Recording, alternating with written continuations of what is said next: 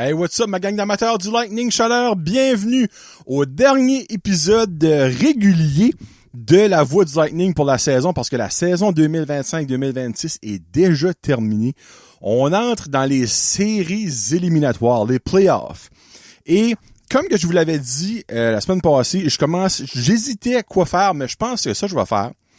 Je vais faire un show quand que la première ronde sera terminée. Que ce soit positif ou négatif pour le Lightning, je vais faire un show pour ce temps-là, parce que la raison c'est que durant les playoffs, il y a plus de Coupe North Shore à suivre, il y a plus de top 20 de la CJHL, il y a plus de joueurs de la semaine, il y aura pas d'équipe de la semaine, des joueurs du mois. Ça va vraiment être juste de parler du nombre de matchs qui va avoir été joué. Et je trouve que ça va donner beaucoup trop des petits shows. Ça fait que ça, je vais faire. Je vais avec le show aujourd'hui. On va parler de la fin de la saison. Je vais aller avec un récapitulatif de qu'est-ce que les 4 séries qu'il va y avoir avec mes prédictions. Rentrer un peu plus en détail dans la série du Lightning.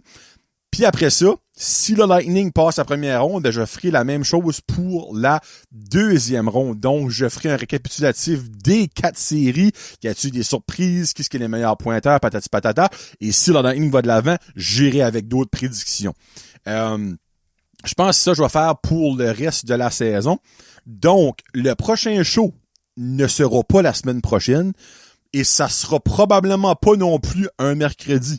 Je vais faire le prochain show à probablement le lendemain que le Lightning gagne ou perd la série contre Grand-Sault. Spoiler, je vais en parler tantôt, là. Mais ouais, on va aller de même. Ça fait, attendez-vous pas à avoir un show la semaine prochaine, parce qu'évidemment, les séries commencent et ne se finiront pas la semaine prochaine. Les 4 premiers matchs seront même pas disputés encore, là. Donc, on va aller comme ça. Donc, dernier show de la saison régulière avec le menu normal. Puis le prochain sera probablement dans 2 semaines. Give or take, tu sais, parce que tu vois, dans 2 semaines, il va y avoir 5 matchs, le 6e match. En tout cas, je vais regarder tout, là, mais ça ferait du sens dans 2 semaines. Et encore là, j'attends-tu que toutes les séries soient finies? Ça va vraiment être une surprise quand le prochain show va sortir. Je pense honnêtement, je vais attendre que toutes les séries sont finies, surtout si le Lightning passe, parce que je voudrais aller avec mes prédictions pour la prochaine ronde, là. Donc, on va y aller avec le vent. Mais aujourd'hui, menu de la semaine, les nouvelles de la MHL, les joueurs du mois de février et mars. C'est pour ça que ça a pris terriblement longtemps à les avoir, parce que la MHL, je ne savais pas, font les joueurs du mois février, et vu qu'il y a 1 semaine et demie dans mars, ils incluent ça dans ces sélections-là, au lieu d'avoir des joueurs du mois pour 1 semaine et demie, which qui ferait pas de sens dans le fond, là. Donc, c'est les joueurs du mois de février-mars. On a la semaine du Lightning, tabarnak, je vais le dire. Au travers de la MHL, l'analyse demi-finale de la MHL, les équipes de la semaine, les dernières équipes de la semaine, les 3 étoiles de la semaine de la Voix du Lightning, ça aussi, les derniers, et mes prédictions de la semaine passée. Il y aura pas de prédictions pour la semaine qui s'en vient, donc mes dernières prédictions aussi de la saison. Nouvelle de la MHL, c'est le dernier classement de la CJHL, le top 20. Et ce sera finalement 2 équipes de la MHL qui seront là-dedans. Les 2 mêmes qui a quand même été là beaucoup cette année, incluant surtout Summerside. Donc, Truro était 19e la semaine passée, termine 19e le classement. Et Summerside était mention honorable et termine 20e. Donc, les 2 dernières positions sont des équipes de la MHL. Ça finit comme ça. Le countdown, le classement final de la North Shore Cup est trouvé. On a eu une présentation lors du match contre Miramichi, le dernier match de saison de la North Shore Cup. C'était comme anticlimactique, je vous mentirais pas, là. Ils ont mis ça en même temps que la présentation des joueurs de 20 ans avec leur famille. Pis... j'ai eu un petit peu de misère, là. C'était vraiment pas... Wow, là, cette présentation-là, là, comme j'ai aimé la présentation des joueurs de 20 ans avec un petit sac cadeau et leur chandail, puis leur famille, la majorité de leur famille était là, puis tout ça. Puis après ça, il y a comme garoché là-dedans quand il y avait comme 25 personnes sur un petit tapis.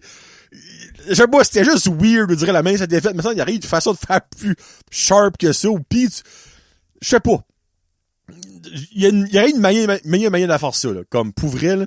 Mais bon, it is what it is. Bon, Chaleur gagne avec 28 points, suivi en deuxième position de Miramichi avec 12 points et Hamilton avec 8 points. Donc, les gagnants de la première North Shore Cup et officiellement, même si ça fait quasiment 2 mois, le Lightning Chaleur. Donc, félicitations au Lightning pour ça et ils méritent une main d'applaudissement.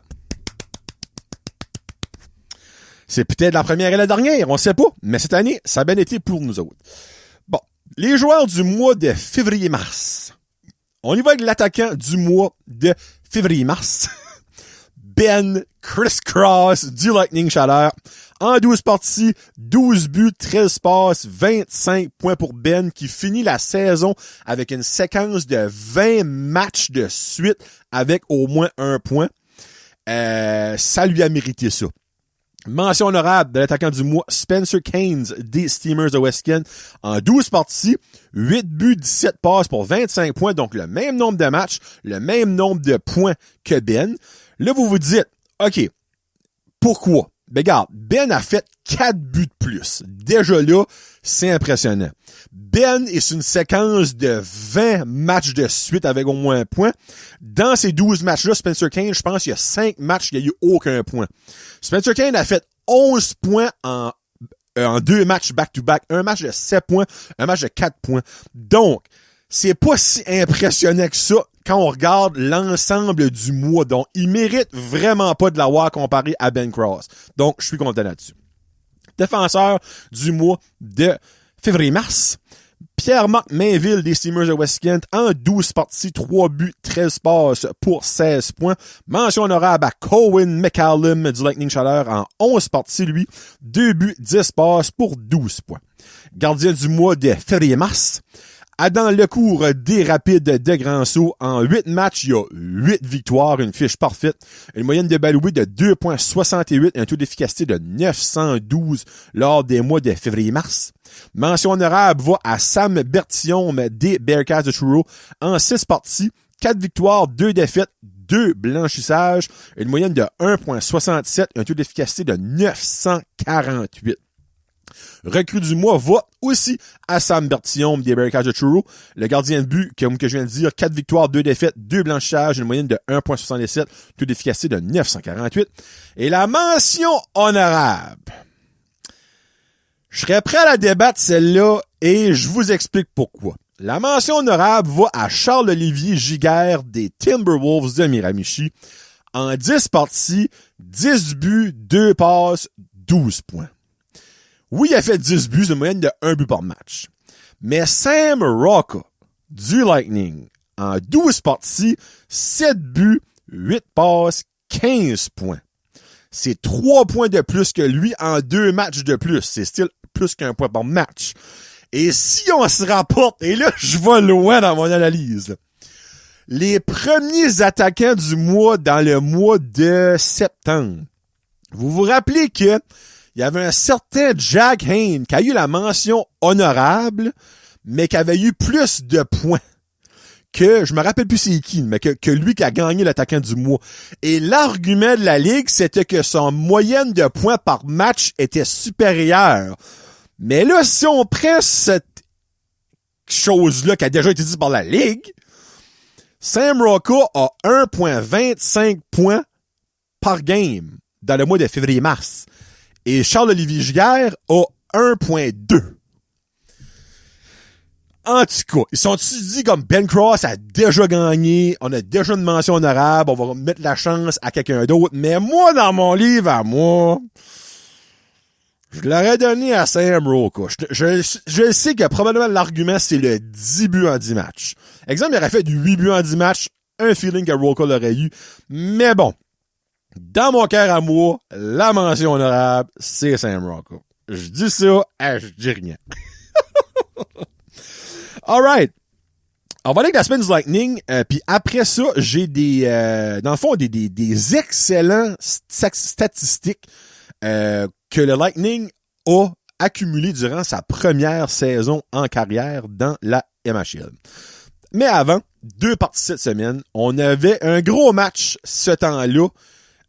Puis finalement, après le match, ben ça a été comme un petit peu relevant à cause des autres résultats au travers de la ligue. Mais le Lightning affrontait le Blizzard d'Edmundston et devait gagner pour garder ses chances de potentiellement monter au classement. Et c'est ça qu'ils ont fait avec une belle victoire de 6-3. Un match, honnêtement, de calibre playoff. Et comme j'ai dit ce moment après-match, si c'est du calibre comme ça qu'on va avoir durant les séries, mesdames et messieurs, achetez vos billets au plus sacrant parce qu'on va avoir du hockey solide en esti pour les prochaines semaines et peut-être mois. On va se croiser les doigts. Un match que j'ai adoré. Oui, il y a eu la victoire, mais c'est l'affaire, c'est que le match était high pace. Le Lightning, quand il a kické in, a dominé le Blizzard, mais le Blizzard a dominé le Lightning avant ça. Donc, c'est vraiment comme d'un bourg à l'autre. Là. Du côté des statistiques, on a Cédric Massé avec 28 arrêts sur 33 lancés, a donné 5 des 6 buts. Il y avait un but d'un filet désert. Du côté des pointeurs, on a un but pour Elliot Gannett, Noah Larochelle et Michael Arsenault. Du côté du Lightning, c'était Jack Flanagan qui a été sublime avec 30 arrêts sur 33 lancés, donc quelques arrêts spectaculaires. Après ça, au niveau des pointeurs, on a un but, 2 passes pour Zachary Rushton et Ben Cross. Un but, une passe pour David Lebel. Et on a aussi des buts pour Sam Rocca, Brett Usyk et le premier en carrière de Hunter Hood dans la LHJMQ et dans la MHL. Hey, même après toute une saison, il y a encore des petits lapsus des fois. Et on a aussi des passes pour Jack Hayne, Will Clark, Will Carroll et c'est ça que c'est. Avantage numérique 0 en 6 pour le Blizzard. Le désavantage numérique du Lightning a été très, très efficace, mais aussi 0 en 3 pour le Lightning. Donc, malheureusement, ils ont gagné, mais malheureusement, les avantages numériques n'ont pas aidé là-dessus. Après ça, le lendemain, le Lightning affrontait pour le dernier match de la saison les Timberwolves de Miramichi et c'était un match évidemment qui ne voulait plus rien dire pour être bien honnête avec vous autres. Suite au match qui était déjà en cours, Hamilton avait la chance de gagner contre Edmundston, mais c'était 4-0, je pense, au milieu de la deuxième période. On se dit, gars, c'est fini. Là. Victoire de 7-3 quand même face aux Timberwolves de Miramichi. Fallait la gagner, comme on dit, puis on l'a gagné, mais malheureusement, on n'a pas pu monter au classement. On aura fini 4e. Samuel Carras-Pata a été très sollicité. 35 arrêts sur 42 lancés pour les Timberwolves. Après ça, du côté des buteurs, on a un but, une passe pour James Martin. Un but pour Caden McNeil et Charles-Olivier Giguère. On en parlait lui tantôt. Et aussi 2 passes pour Dawson Peverell. Du côté de Lightning, c'était encore une fois Jack Flanagan. Il a moins été hot sur ce game-là. 27 arrêts sur 30 lancés. J'aurais cru qu'on aurait donné un petit break. On aurait mis Footy parce que Footy, il y a des chances qu'il goal en playoff. À moins que ça va terriblement mal pour le Lightning.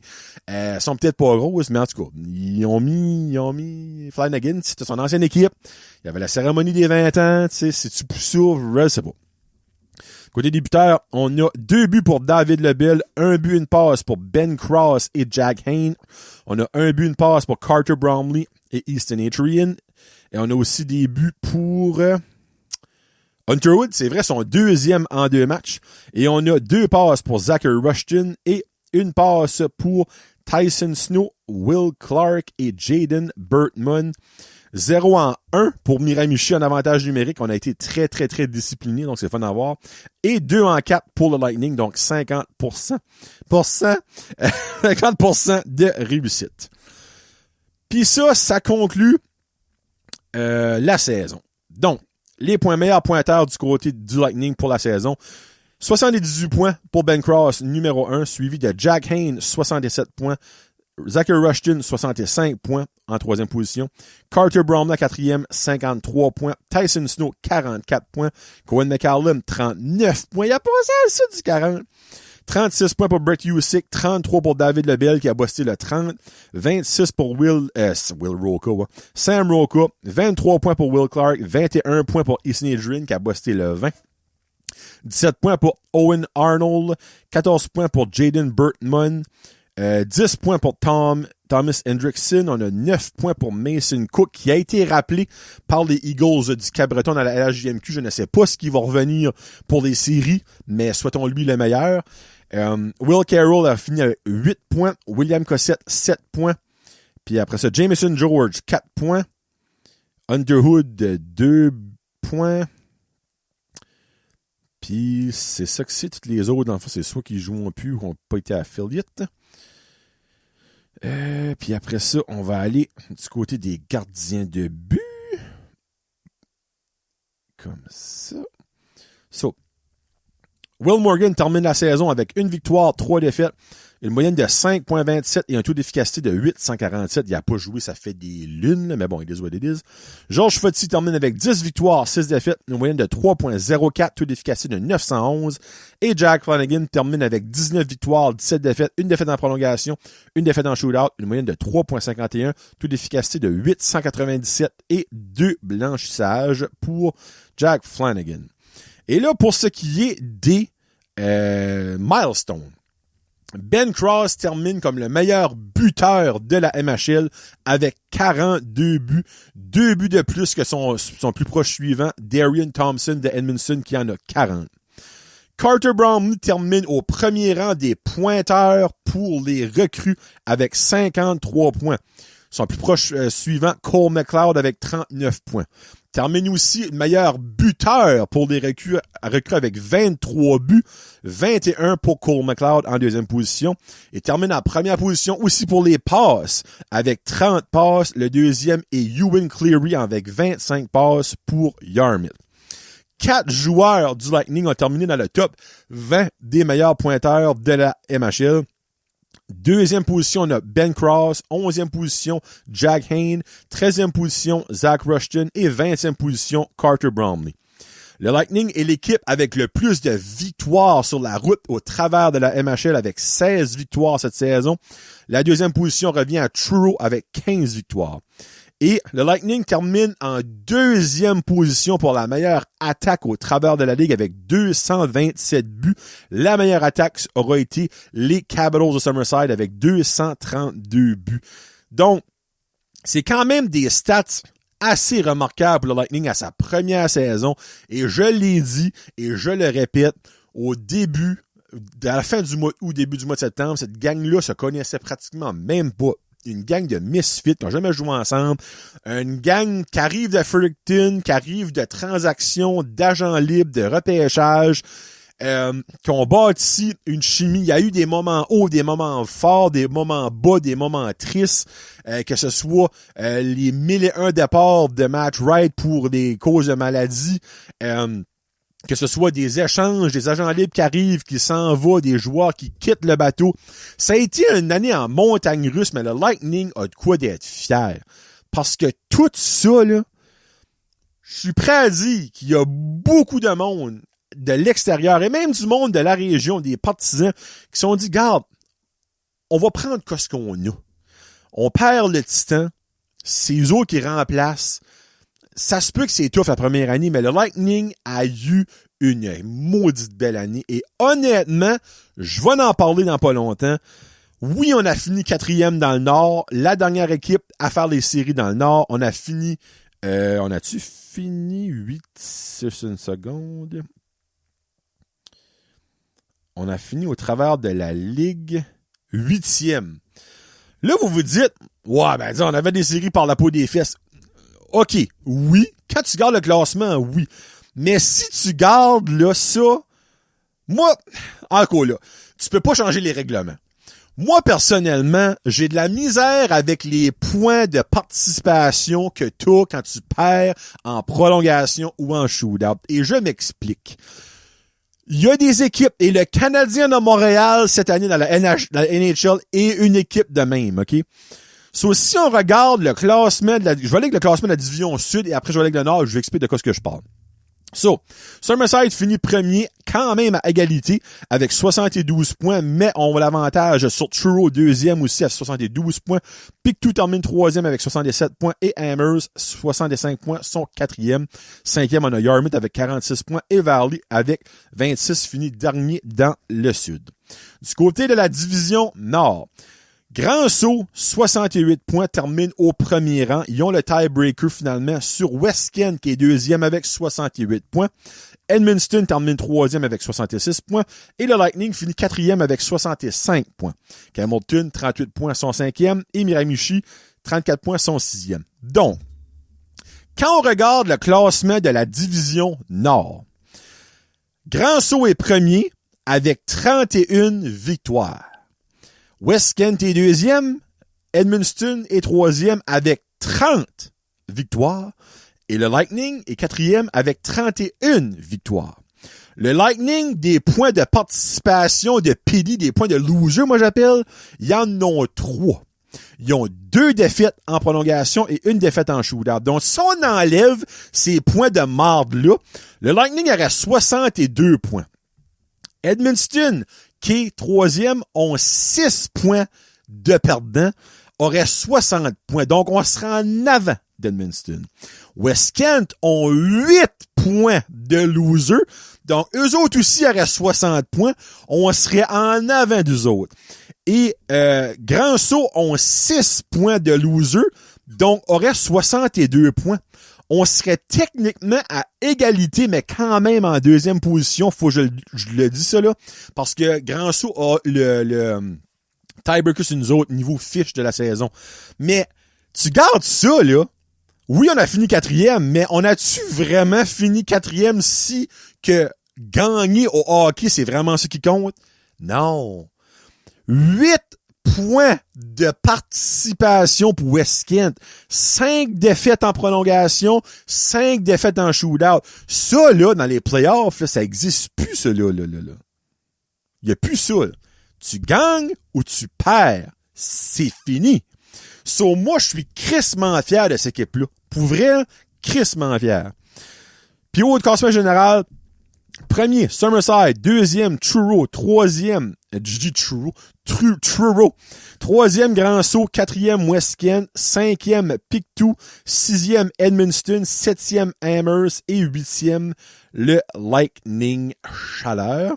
On a neuvième, Yarmouth. 10e, Campbellton. 11e, Miramichi. Et 12e, Valley. Donc, ces 4 équipes-là sont éliminées des playoffs. Pour ce qui est des meilleurs pointeurs au travers de la Ligue, on va aller avec le top 10. Parce que sinon, ça va prendre des années. Top 10. On a Anthony Gaudet qui a fini premier avec 89 points. Gaudet de Amherst. Deuxième, Ben Cross avec 78 points.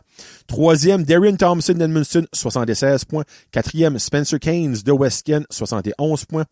Numéro 5, Logan Crosby de Pictou, 70 points. Sixième, Ethan Dixon de Pictou, 69 points. Septième, William Labranche de Edmundston avec 68 points. Simon Mullin de Summerside est huitième avec 68 points. Dans le fond, il y a égalité avec William Labranche, mais il y a pas mal moins de buts. Cooper Cormier de Amherst est 9e avec 67 points. Et Cohen Miller de Grand Sault est 10e avec 67 points. Comme Jack Hayne qui est 11e, par exemple, à cause des buts marqués. Donc, ça c'est pour les meilleurs pointeurs. Et si on va du côté des gardiens de but, Luca Connolly de Truro termine numéro 1 avec une moyenne de 2,69, taux d'efficacité de 908. Deuxième, on a Colton Burrett de Summerside qui finit avec du 2,70, 908 et un blanchage. Et Cédric Massé de Edmundston finit troisième avec 2,70. Pourquoi qu'il est...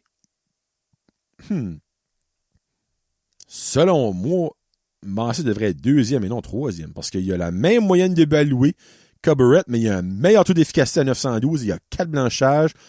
Il y a presque le double de minutes de jouer. Il y a 9 victoires de plus. Pourquoi qu'il serait troisième et non deuxième?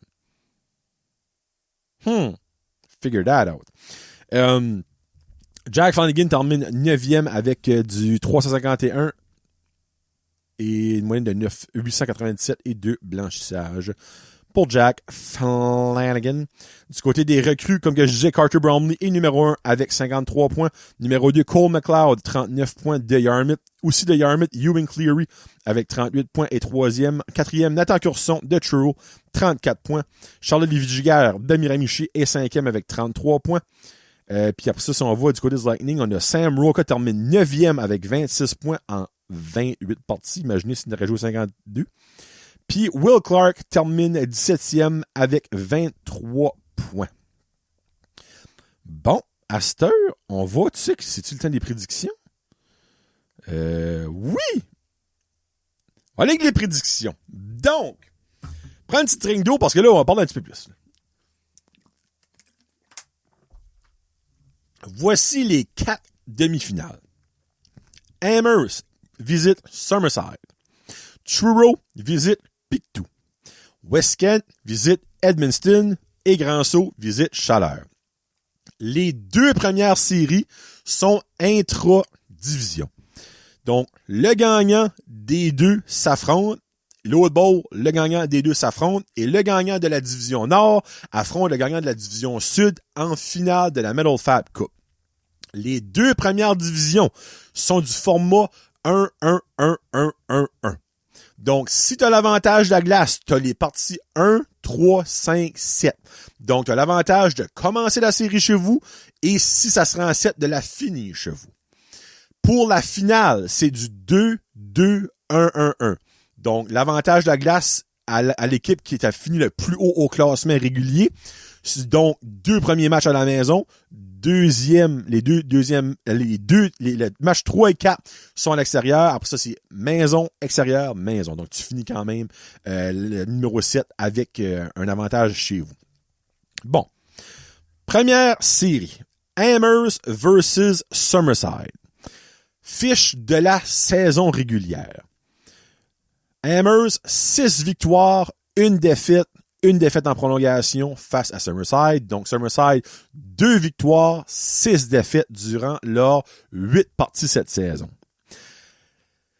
Summerside qui est l'équipe hôtesse de la Centennial Cup. Donc, Summerside va automatiquement à la Centennial Cup si qui gagneront même pas la Metal Fab Cup. Si Summerside se rend en finale, no matter what, l'équipe qui joue contre eux autres, qui gagne ou qui perd la Metal Fab Cup, s'en vont à la Centennial Cup. Mais, je call up un upset pour la première ronde. Je vais avec Amherst en 6 matchs. Ils ont dominé Summerside lors de la saison régulière. Amherst a fini l'année avec quand même une bonne fiche. Et Summerside, c'est zéro convaincant cette équipe. Oui, ils ont fini premier. Là. Ils ont la meilleure attaque de la ligue. Ils ont fini premier. Mais on dirait que tout leur bon a été durant le début de l'année. Je suis sûr, si tu coupes la saison en 2, là, la première moitié, ils ont probablement comme 3/4 de leurs buts sont là. Et le reste, après ça, ils ont tellement perdu de match après Noël. Là, c'est fou. Là. So, je vais avec Summerside qui va se faire upsetter en première ronde contre Amherst en 6. Élément clé du côté des 2 clubs. Ben regarde, si Amherst veut gagner, il faut que Anthony Gaudet continue de brûler la ligue et ils vont gagner. Et du côté de Summerside, il faut que Colton Burrett, leur gardien de but, empêche Anthony Gaudet de brûler cette série-là. Donc, pour moi, l'élément clé du côté d'Amherst, c'est Gaudet. Et du côté de Summerside, c'est Colton Burrett. Il n'y a aucun doute là-dessus. Truro contre Pictou. Fiche de la saison régulière. Truro, 5 victoires, 2 défaites, 1 défaite en shootout. Pictou, 3 victoires, 4 défaites, 1 défaite en prolongation. En shootout. Non, en prolongation, c'est ça. Ouais. Je crois que ça va être une série très, très, très, très serrée. Je vais avec Truro en 7. Truro est probablement l'équipe la plus haute right now avec Grand-Sault. Grand-Sault qui ont fini avec 10 victoires de suite. Mais comme Truro a fait une rise au classement et je pense sincèrement que ça pourrait être une série très longue, mais que Truro va sortir gagnant de ça. Élément clé. Du côté de Truro, ironiquement, c'est pas le gardien de but, mention honorable du mois et gardien de but recrue du mois que je vais aller, c'est Luca Connelly. Luca Connelly, Truro, dans les 8 équipes qui ont fait les playoffs, ont la pire attaque. Ils reposent sur leurs 2 gardiens. Et Luca Connelly, quand même, va être le numéro 1. Jamais je croirais qu'ils vont envoyer Sam Bertillon. Là. Donc, Luca Connelly, je le mets comme l'élément clé du côté de Truro. Et pour battre un gardien de but en feu, il faut un bon buteur. Et Logan Crosby du côté de Pictou est le 3e meilleur buteur de la Ligue cette année. Le meilleur buteur est de loin de Pictou. Et si qu'ils veulent avancer, il va falloir qu'ils il perce la muraille, que ce soit Connolly ou Bertillon. Et s'il y en a un qui est capable de le faire, c'est Logan Crosby du côté de Pictou. Mais je vois avec Truro en 7 matchs. West Kent contre Edmundston. Fiche de la saison. West Kent, 4 victoires, 3 défaites, 1 défaite en shootout. Edmundston, 4 victoires, 3 défaites, 1 défaite en prolongation. C'est serré de serré. L'avantage de la glace est à West Kent. Mais je vois avec une victoire de Edmundston en 7. Edmundston, ils savent gagner. C'est probablement, depuis qu'ils sont dans la ligue, l'équipe avec le plus de victoires en série. Je vais avec Edmundston en 7. Pas parce que je veux qu'ils passent, mais je peux pas aller contre Edmundston face à West Kent. Selon moi, West Kent a beaucoup plus de failles que Edmundston a, mais West Kent a fini l'année en fou. Élément clé, du côté de West Kent, Xavier Farah. Parce que, laissez-moi vous dire qu'à niveau attaque, ils n'ont pas de misère à compter des buts, mais c'est juste qu'ils en ont donné quand même pas mal cette année des buts. Et Xavier Farah, si qu'il veut que son équipe passe, c'est lui qu'il va falloir qu'il se lève et qui empêche la machine offensive de Edmundston de marquer des buts. Edmundston, cette année, au-dessus de 10 fois, je pense, ont compté 6 buts ou plus. Il y a des 11, des 10, des 12 buts là-dedans. Ils ont une mitraillette à l'attaque. Et Xavier Farah, il va falloir qu'il fasse des gros arrêts. Et du côté de Edmundston, je vais avec le capitaine Émile Fournier, qui a eu une saison très, très correcte comparée à l'année passée, mais c'est un grand leader, c'est leur capitaine, et je pense que c'est à lui de se lever, parce que je crois que cette série-là va être extrêmement longue. Il va falloir qu'il regarde ces gars dans les yeux des moments donnés et leur dit, garde, boys, si on se lève pas, c'est sûr qu'on l'appelle. Parce que West Kent, ils vont en compter des buts. Ils sont capables. Spencer Keynes, il est capable. Il y a Paulus, Tyler Wood, Bonis, name it. Il y a des gars à l'attaque pour compter des buts. Même en défensive, les Nathan Grenier, Pierre-Marc Mainville sont capables de la mettre dedans en esti. Donc, Émile Fournier va être l'élément clé à cause qui va se lever comme capitaine et peut-être aussi qui va produire plus qu'il a produit cette année. Je pense qu'il a fini avec 20 points de moins que l'année passée, là, comme c'est beaucoup, là. Mais, il y a beaucoup aussi d'autres gars qui produisent à Edmundston comparé à lui. Labranche, Thompson, il en a une trolley. Donc, je vais avec ça pour Edmundston en 7 face aux Steamers de West Kent. Et la série qui nous intéresse, le Lightning face au Rapide de Grand-Sault. Grand-Sault a l'avantage de la glace. La série sera premier match vendredi le 13 mars à Grand-Sault. La deuxième partie dimanche le 15 mars à Bathurst. Troisième match mercredi le 18 mars à Grand-Sault. Et quatrième match vendredi le 20 mars à Bathurst. Numéro 5, si nécessaire. Et je serais crispement surpris que le match numéro 5 serait pas nécessaire. Match numéro 5, le dimanche 22 mars à Grand-Sault. Match numéro 6, si nécessaire, le mercredi 25 mars à Bathurst. Et le match numéro 7, si nécessaire, le vendredi 27 mars. Je dis 27, le mercredi 25 mars pour le numéro 6 et le vendredi 27 mars pour le numéro 7 à Grand-Sault. Donc, ça c'est pour la première ronde du côté du Lightning. On va aller mes prédictions. Avant l'affiche durant l'année. Le Lightning, 2 victoires, 6 défaites. Grand-Sault, 6 victoires, 1 défaite en prolongation. C'est vraiment, je pense, le pire scénario pour le Lightning parce que dans les 3 équipes qu'on va affronter, c'est notre bête noire, c'est Grand-Sault. Je l'ai dit souvent, Grand-Sault, c'est une gang qui te rentre dans la tête avec des petits coups salauds, mais le Lightning, ils rentreront dans leur jeu.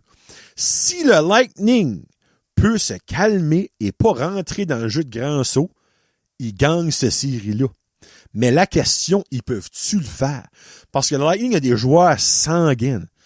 Un Jack Hayne, ça n'a pas une grosse fuse. Zachary Rushton, ça n'a pas une grosse fuse. Carter Bromley, ça n'a pas une grosse fuse. Easton Adrian, ça n'a pas une grosse fuse.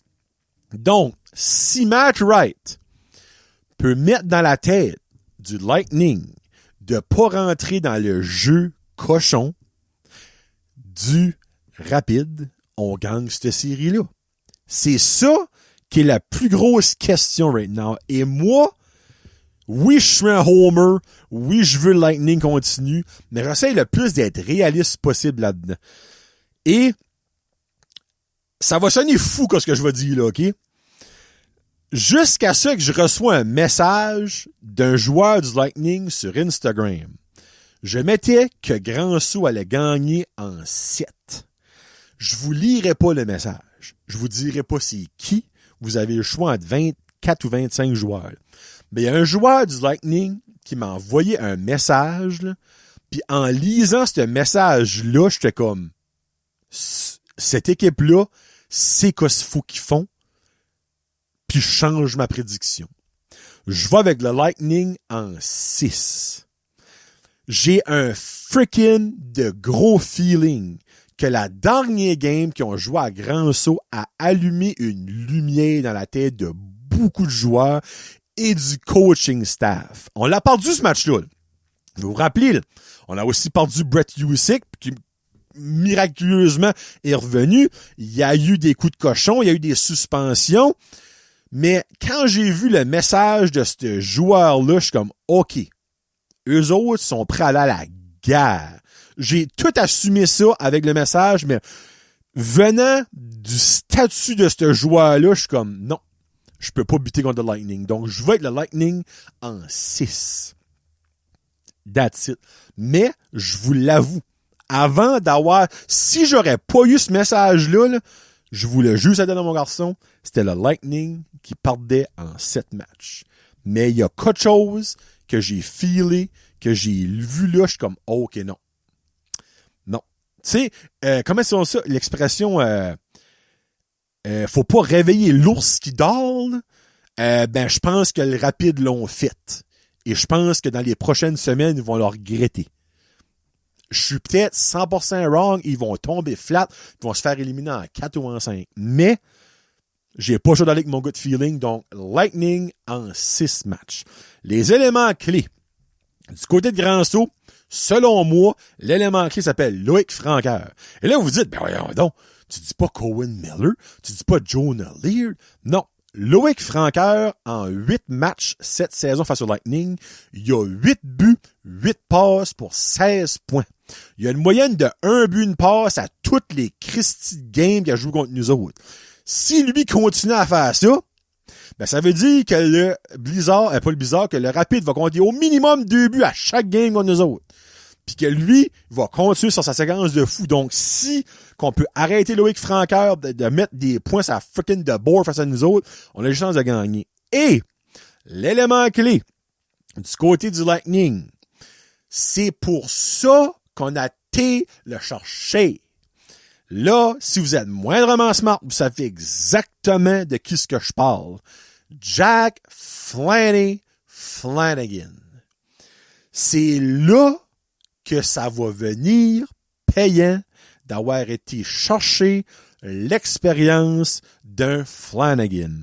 Il en a vu des matchs en série. Il en a gagné des matchs en série.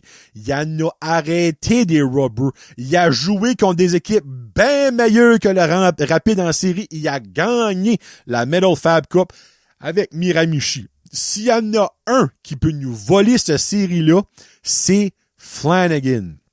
C'est l'élément clé et la seule élément clé qu'il y a. Oui, Ben Cross, faut qu'il fasse des buts. Oui, la défensive, faut qu'il joue en banc. Oui, il faut qu'on soit discipliné. Mais si Flanagan fait pas les arrêts, il y a rien de ça qui donne de quoi. La pression est 100% sur Flanagan et je le sais, il est assez gros et grand et large pour la prendre, cette pression-là. On va voir le Flanny Show dans les prochaines semaines. Je le call ici aujourd'hui on record. Bon. Et voilà. Prédiction. Amherst en 6, Truro en 7, Edmondson en 7 et le Lightning en 6. C'est on record. je vais revenir là-dessus quand ça sera fini et je vais peut-être être comme, mais tabarouette que t'as donné la patate ou fuck que t'es un génie. On verra ça dans 3 semaines, give or take. Et voilà. Bon, on finit ça avec les dernières équipes de la semaine au travers de la MHL. Du côté de la East Link Sud, en attaque, Jared Pittman de Yarmouth en 3 parties, 5 passes pour 5 points. Ethan Dixon de Pictou en 2 parties, 1 but, 3 passes pour 4 points. Drew Lutz de Valley en 2 parties, 3 buts, 1 passe pour 4 points. En défensive, de Pictou, Corey McGillivray en 1 partie, 1 but, 2 passes pour 3 points. Et Simon Mullin de Summerside en 1 partie, 1 but, 1 passe pour 2 points. Gardien de but, Brendan Lavoie de Amherst en 1 partie, 1 victoire, une moyenne d'évaluée de 2, taux d'efficacité de 962 et 51 arrêts. Du côté de la East Link Sud. En attaque, William Labranche de Edmundston en 2 parties, 5 passes pour 5 points. Ben Criss-Cross du Lightning en 2 parties, 2 buts, 4 passes pour 6 points. Et Zachary Rushton du Lightning en 2 parties, 1 but, 4 passes pour 5 points. En défensive, Anton Topilnichik, je pense que c'est le même qu'on dit son nom, du Rapide de Grand-Sault en 2 parties, 2 buts pour 2 points. Et Nathan Grenier des Steamers de West Kent en 2 parties, 2 passes pour 2 points.